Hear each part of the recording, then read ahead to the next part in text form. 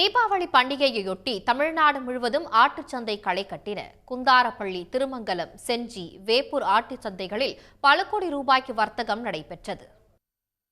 கிருஷ்ணகிரி மாவட்டம் குந்தாரப்பள்ளி ஆட்டுச் சந்தையில் விடிய விடிய விற்பனை களை கட்டின. 5,000 ரூபாய் முதல் 50,000 ரூபாய் வரை எடைக்கேற்ப ஆடுகள் விற்பனையாகின. சுமார் 10 கோடி ரூபாய்க்கு மேல் வர்த்தகம் நடைபெற்றதாக கூறப்படுகிறது. தென் மாவட்டங்களில் மிக முக்கிய ஆட்டுச் சந்தையான மதுரை மாவட்டம் திருமங்கலம் ஆட்டுச் சந்தையில் தீபாவளி பண்டிகையை முன்னிட்டு 30,000க்கும் மேற்பட்ட ஆடுகள் விற்பனைக்கு வந்தன. பல்வேறு மாவட்டங்களில் இருந்து வியாபாரிகளும் பொதுமக்களும் போட்டி போட்டுக்கொண்டு ஆடுகளை வாங்கிச் சென்றனர்.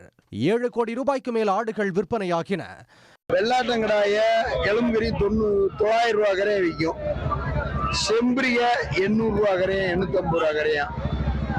ஆடுக பொட்டை ஆடுக 700 ரூபா கரையா விற்குது. ஓரளவுக்கு நல்லாத்தான் இருக்கு.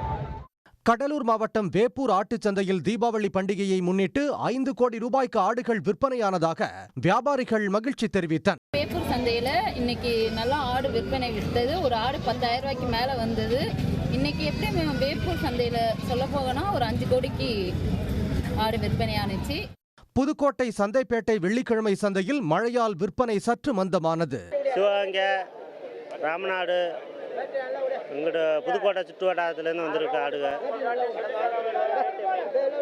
இன்னைக்கு சுமாராக விற்கிது. இந்த தீபாவளி வியாபாரத்தினால போன வாரம்லாம் ரொம்ப மலிச்ச. புரட்டாசி மாதம் வேறையா, சுத்தர வியாபாரம் இல்லை. இந்த மாதம் சுமாராக விற்கிது. இன்னைக்கு தீபாவளி வியாபாரங்கிறதுனால சுமாராக விற்கிது. இதேபோல் சேலம் மாவட்டம் மேட்டூர் உள்ளிட்ட பகுதிகளிலும் தீபாவளி பண்டிகையை ஒட்டி ஆட்டுச் சந்தையில் விற்பனை களை கட்டின. உடனுக்குடன் செய்திகளை தெரிந்து கொள்ள சன் நியூஸ் பெல் ஐகானை கிளிக் பண்ணுங்க.